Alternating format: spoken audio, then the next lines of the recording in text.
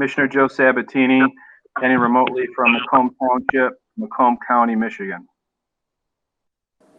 Commissioner Kleinfeld. Commissioner Kleinfeld attending remotely from Silverbow County, Butte, Montana. Commissioner Romano. Commissioner Romano, District 4, Sterling Heights, present and participating remotely in Macomb County, Michigan. Commissioner Kraft. Commissioner Phil Kraft attending remotely from Chesterfield Township, Macomb County, Michigan.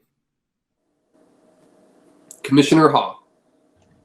Commissioner Haw attending remotely, Roseville, Macomb County, Michigan. Commissioner Wallace. Commissioner Wallace attending remotely, Mount Clemens, Macomb County, Michigan. Commissioner Song. Commissioner Song attending remotely from Warren, Macomb County, Michigan. Commissioner Zinner. Commissioner Zinner attending remotely from Harrison Township, Macomb County, Michigan. Commissioner Van Sickle. Commissioner Van Sickle attending remotely from Sterling Heights, Macomb County, Michigan. Commissioner Matuzak. Commissioner Matuzik attending remotely from Clinton Township, Macomb County, Michigan. Commissioner Farrington. Commissioner Farrington attending remotely from Utica, Macomb County, Michigan. Commissioner Nard. Commissioner Nard voting remotely from Warren, Macomb County, Michigan. Thank you. And Mr. Chair, that completes the roll. Okay, thank you, Mike. Next item is Pledge of Allegiance. Please stand. I pledge allegiance to the flag of the United States of America and to the republic for which it stands, one nation, under God, indivisible, with liberty and justice for all.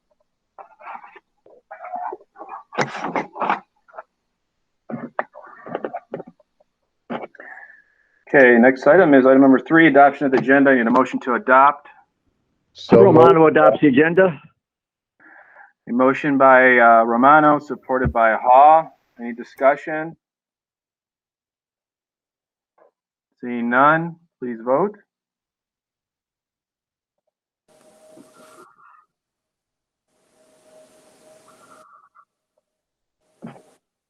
That motion passes 13-0.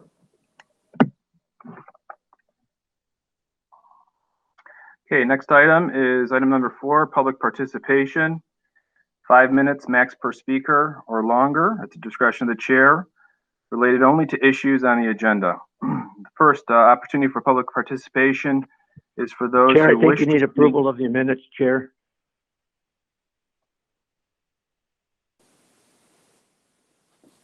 Chair, if you can hear me, I think you need approval of the minutes. Number 4. I think you jumped to number 5. I'm actually on number 4, which is public participation. Joe, I don't see any. I don't see any minutes to approve. Thank you. Chair Sabatini, if I could just clarify, there are not minutes. This is the first meeting of the committee, and the previous minutes had been approved by the full board. Okay. Disclaimer for public participation. The first opportunity for public participation is for those who wish to speak for a maximum of 5 minutes on an item which is on today's agenda. We have a second public participation opportunity later, during which comments can be made on issues other than what is on today's agenda. For those planning to speak during public participation, please be advised, according to Rule 21 of the adopted board rules, personal attacks, coarse and derogatory language and cursing will not be tolerated. Individuals using such language will be removed from the meeting. Also, those who call in by phone for public participation will be asked to speak first in an orderly fashion. Those who join virtually will be asked to type their name into the Google chat box. Those names will then be called in order in which they are received. Okay, so staff, do we have anybody for public participation? Chair, there appears to be nobody who wants to speak. Okay, so public participation, going once, going twice. Staff, no one there? Nope. Okay, we'll close public participation. Item number 5A, Resolution 2021-5928, designating public fund depositories in compliance with Act 40, Public Acts of 1932 as amended. And we have Deputy Treasurer Joe Biondo here with us that will be presenting this. I need a motion to recommend this to the full board. Motion Matusek. Motion by Commissioner Matusek, supported by Haw. Deputy Treasurer, you have the floor. Thank you, Commissioners. Hello, Joe Biondo appearing on behalf of our County Treasurer, Larry Rocca. The depository resolution is something that we come before the board as early in the year as we can each year. I wanted to highlight the difference in the proposed resolution from last year's. The only difference is that Chemical Bank has been removed due to the successful merger with TCF. Other than that, the document is the same as the previous years, and we're asking for the board to approve it, and I'm certainly happy to answer any questions the board might have. We're also joined today by Christina Miller, our Deputy Treasurer of Investments, and she's available as well. Thank you.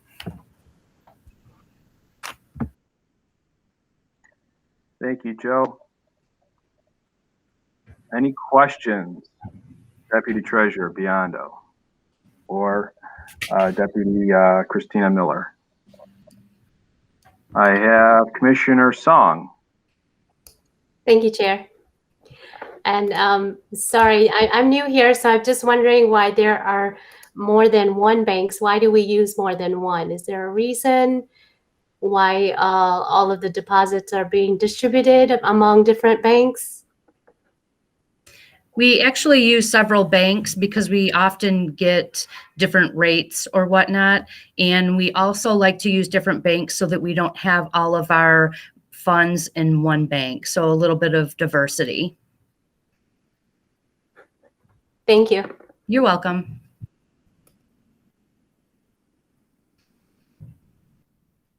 Any other commissioners that would like to speak? I don't see anybody on my screen. Okay, please vote.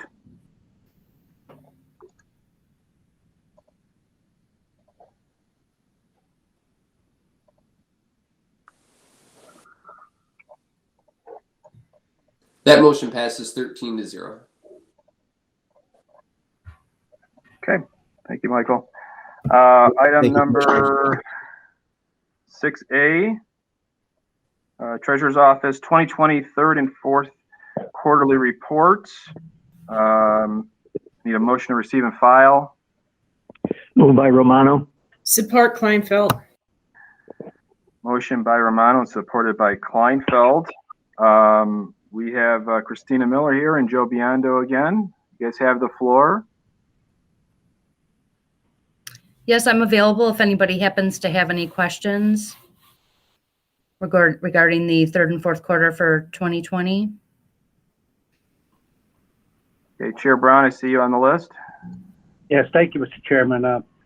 So the end of the year end, what was the results of the year total for summary for the Treasurer's Office in terms of investment funds, and what is the outlook going forward for the interest rate environment? Well, currently the interest rate is continuously going down. We ended the year 12/31/20 at $409 million approximately. And like I said, the interest rates are continuing to go down, but we try every day to make sure that we can get the best rate in with the banks and whatnot. Well, why don't you explain, because we have a lot of new commissioners, how you invest your money and what are the interest rates? I mean, interest rates are down, but compared to what? Well, but they're almost negative, I would imagine. Actually, we're still so getting. Why don't you explain a little bit for the new commissioners? Okay, our interest rate is approximately 10 to 20 basis points. That's what we're getting right now, and we that's about where we are right now.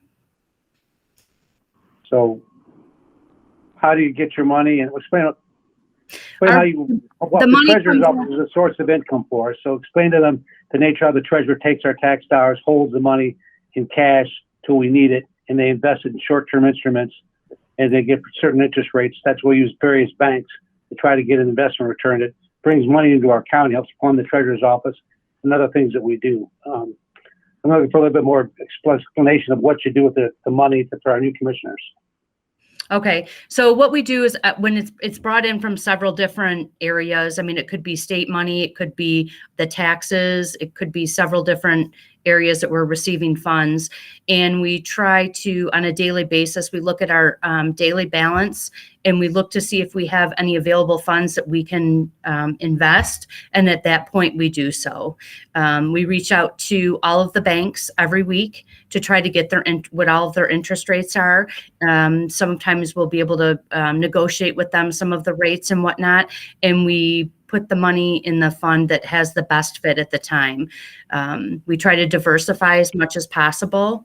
And that's kind of a day-to-day type thing that we go through.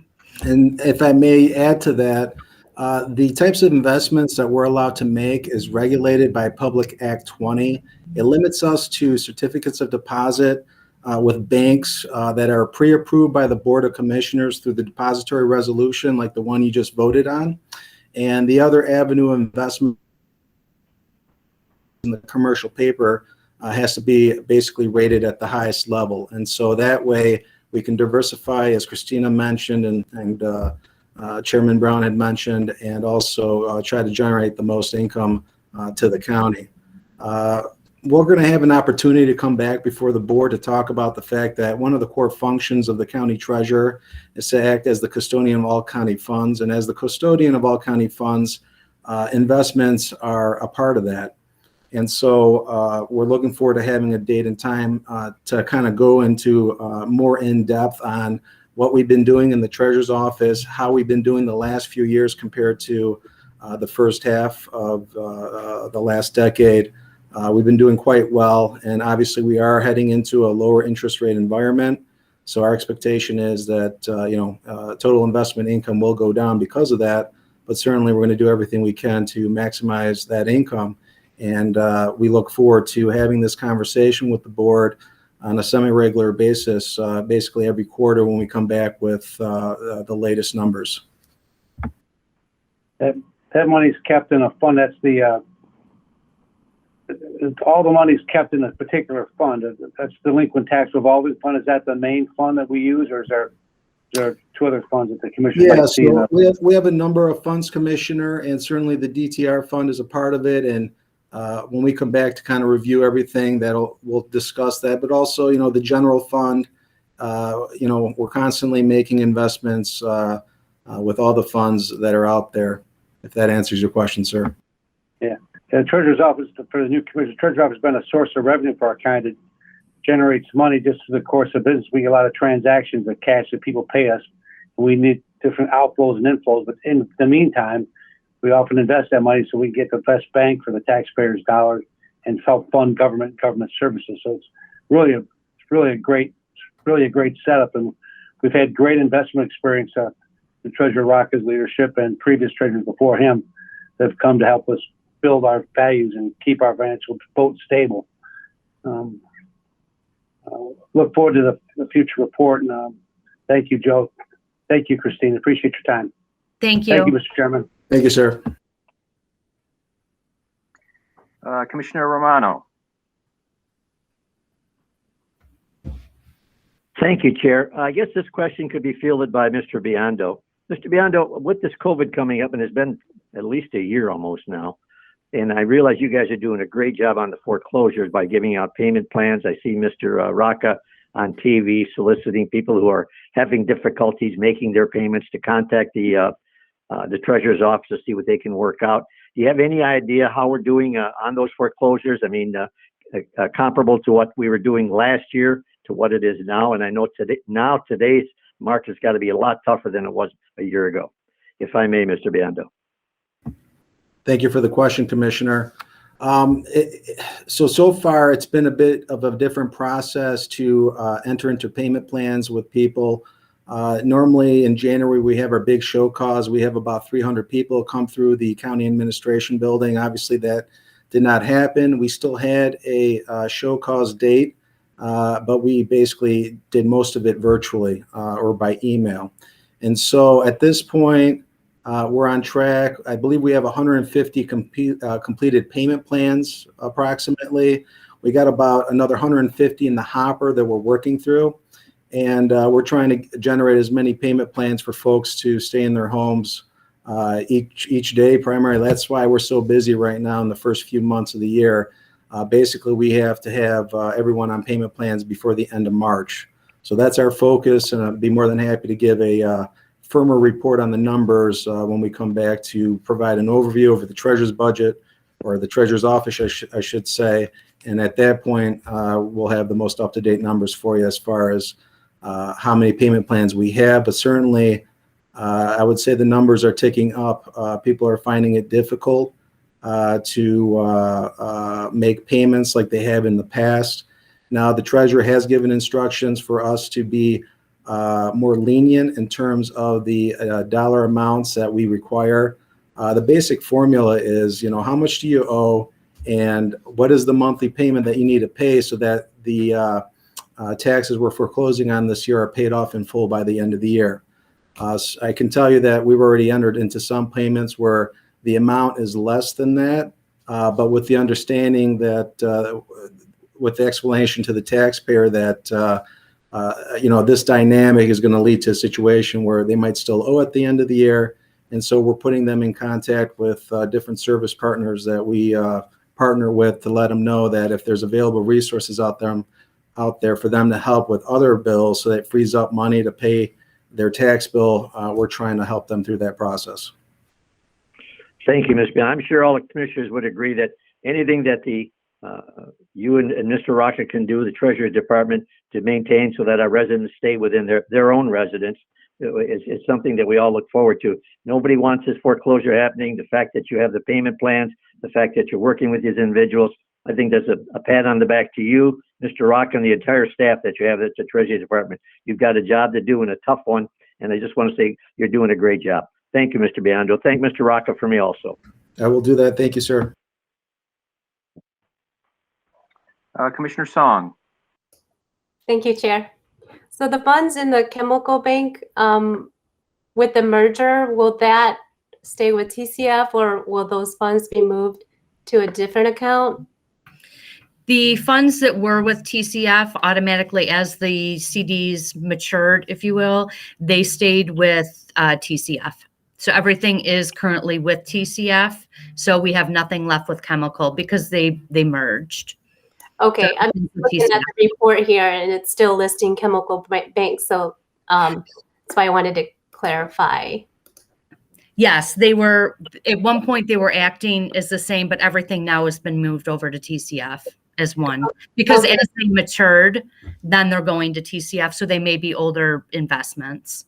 Okay, thank you. Chemical. You're welcome. And then just one small thing for future reference, if it's okay, when you guys provide these reports, can you put them in the correct format? I think right now they're vertical, and some of them, because it's such important information. I know we have the tool to rotate it, but because there's so many pages, I would love to see this in the correct format in the future. Okay. Thank you. Thank you, Chair. Thank you, Commissioner. Commissioner Farrington. Thank you very much, Chair. Joe, good seeing you again. And Christine, it's nice to make your acquaintance. I have to agree with Commissioner Song. I was doing a lot of reading like this. It was kind of difficult. With the merger of Chemical and TCF, and then now, not sure if you're aware, merger of TCF with Huntington, we're going to have fewer banks. So didn't know if you're looking into other diversification or not later on this year, as well as are there any Macomb-based banks that fit the fiduciary criteria that we could be moving money to? Thank you, Commissioner, for the question. So we are always looking at that, and we want to obviously make sure that we don't have all our eggs in one basket, so to speak. Under the current investment policy, the only banks that we're allowed to invest in The investment policy requires that they have a physical location in Macomb County. We are in the process of updating the investment policy, and we'll be coming back before this committee to present an updated investment policy where that requirement would be removed. That would allow us to invest with any depository institution that's doing business in the state of Michigan, and that'll give us flexibility to come back another time after the investment policy has been updated to the board with a depository resolution with hopefully a few more institutions added to there in order to provide us with the flexibility we need. So does that answer your question, sir?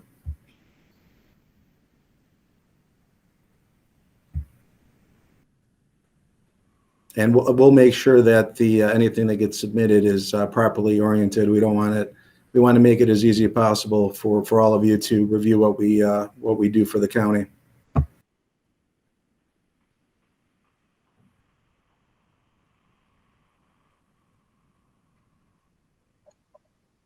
Commissioner Farrington, do you have any other comments? Oh, I'm sorry. No, I nodded when you said it. Sorry. Oh, okay. Thank you very much. Yep. Chair Brown. Going back to the banks, about 10 years ago when we had the financial crash, there were several Macomb County banks that we actually had money invested in, and many of those failed. That's why the importance of diversity of the Treasurer's Office resolutions that he brought forward today are more important than ever, because we got to remember those days when all the banks in the certain market correction happened. A lot of them failed and went under. So it's important to have diversification. So we're glad that they continue to do it. So thank you, Mr. Chairman. Thank you, Chair. Commissioner Zinner.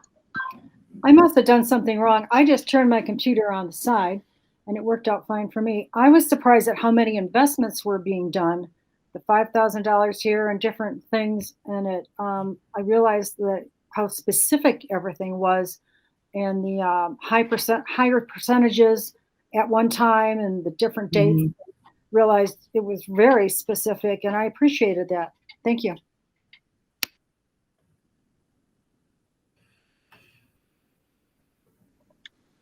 Well, I don't see anyone else here on the list to speak. Thank you, Deputy Treasurer Joe Biondo and Deputy Investment Officer Christina Miller for being here and answering all of our questions. And we look forward to future meetings with both of you and the overview of the Treasurer's Office. Commissioners, please vote.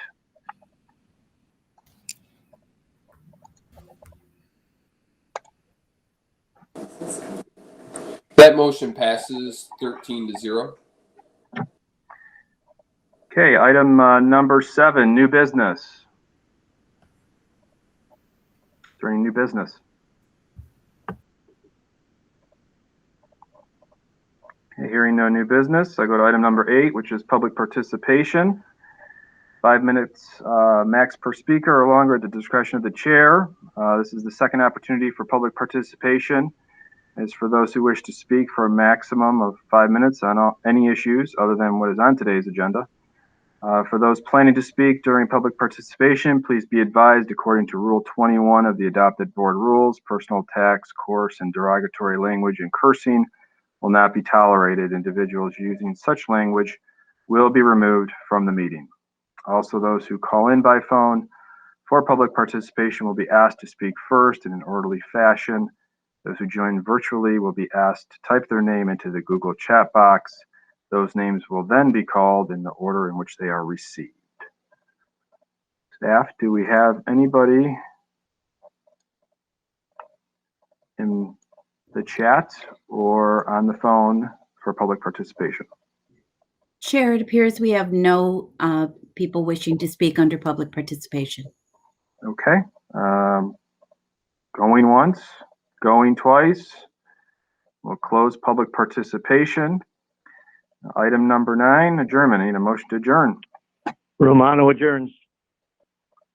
Support. Van Sickle, support.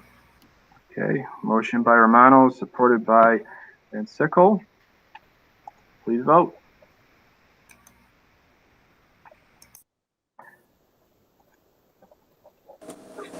Okay, commissioners, thank you so much for being here today.